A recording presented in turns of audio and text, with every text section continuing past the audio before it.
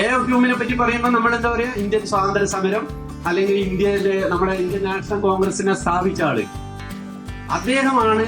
ലോകത്തിലെ തന്നെ വേണമെങ്കിൽ ഞാൻ പറയും ആ പക്ഷി നിരീക്ഷണത്തിലെ തുടക്കക്കാരൻ. നമ്മളിപ്പം ഹിന്ദുചൂടൻ എങ്ങനെയാ പക്ഷിയുടെ അടുത്ത് പോയിട്ട് കുത്തിയിരുന്നിട്ട് അതിനെ നോക്കി നിരീക്ഷിച്ചിട്ട് പഠിക്കുക.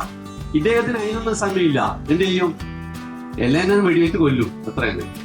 കൊന്നിട്ടോ അല്ലെങ്കിൽ എങ്ങനെയെങ്കിലും അടിച്ചു കൊന്നിട്ടോ അതിന് കുറെ ആൾക്കാരെ വിടും. അപ്പോൾ കൊന്നിട്ട് ഇതിനെ മുഴുവൻ കളക്ട് ചെയ്തിട്ട് ഇദ്ദേഹത്തിന്റെ ബംഗ്ലാവിന്റെ മുമ്പിൽ നിരത്തി വെക്കും. കുറെ എണ്ണത്തിന് 500 എണ്ണം. അതിൽ കുറെ എണ്ണം തല തെറിച്ചു പോയതിനൊക്കെ ഒഴിവാക്കും. ബാക്കിയുള്ളതിനൊക്കെ അവിടെ സ്കിന്നേഴ്സ് ഉണ്ട് ഇദ്ദേഹത്തിന്. അതിനെ മുഴുവൻ തൊലി മാറ്റി അതിന്റെ ഉള്ളിൽ മുഴുവൻ നിറച്ച് സ്റ്റഫ് ചെയ്തിട്ട് മൂട്ടിൽ സൂക്ഷിക്കും. അദ്ദേഹം ഷിംലയിൽ താമസിച്ചിട്ട് ഇങ്ങനെ ഇത് മുഴുവൻ എഴുതുകയാണ്. ലോകത്ത് തന്നെ അത്തരത്തില് പക്ഷികളുടെ ഏറ്റവും കൃത്യമായിട്ടുള്ള മുഴുവൻ ചിത്രങ്ങൾ വരച്ച് അതിന്റെ ഓരോ പ്രത്യേകതകളും രേഖപ്പെടുത്തിയിട്ടുള്ള മാനുസ്ക്രിപ്റ്റ് ഇദ്ദേഹം ഉണ്ടാക്കിക്കൊണ്ടിരിക്കുക, നോട്ടുകള്.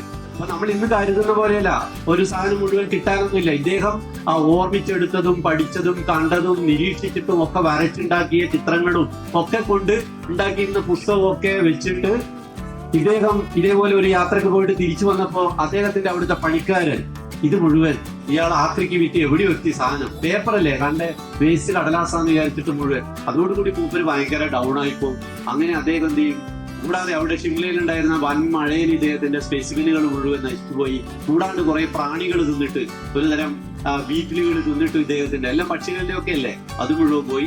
ഇദ്ദേഹം മാനസികമായിട്ട് തകർന്നിട്ട് ഇത് മുഴുവൻ ബ്രിട്ടനിലെ മ്യൂസിയത്തിന് കൊടുക്കാൻ വേണ്ടിയിട്ട്, നാഷണൽ ഹിസ്റ്ററി മ്യൂസിയത്തിലേക്ക് കൊടുക്കാൻ വേണ്ടിയിട്ട് അപേക്ഷ കൊടുത്തു.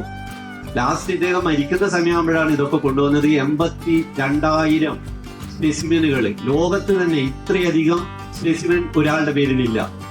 ഞാൻ പറഞ്ഞു വന്നത്, ഇദ്ദേഹത്തെ പോലെ ഓരോരോ ആൾക്കാരും ഓരോ സമയത്തുണ്ടായിരുന്ന അവരുടെ സാഹചര്യങ്ങളിൽ ആണ് അത് അദ്ദേഹത്തിന്റെ നിരീക്ഷണങ്ങളാണ്. അദ്ദേഹം അന്ന് മാർക്ക് ചെയ്തതാണ്. പിന്നീട് പല പക്ഷികളെയും ഇത് എവിടെയാണെന്ന് അദ്ദേഹം എഴുതിയിരിക്കുന്ന നോട്ട് വെച്ചിട്ട് ആ പക്ഷികളെ ആരും കണ്ടിട്ട് പോലുമില്ല.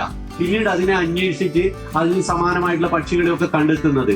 അതുകൊണ്ട് തന്നെ അദ്ദേഹത്തിന്റെ പേരിൽ കുറെ സ്പീഷീസുകൾ അദ്ദേഹം തിരിച്ചറിഞ്ഞതായിട്ട് കണക്കാക്കിയിട്ടുണ്ട്. അങ്ങനെ ഒരു അത്ഭുത മനുഷ്യനായിട്ടാണ് കണക്കാക്കുന്നത് ആര്, എ.എഫ്. ഹ്യൂം.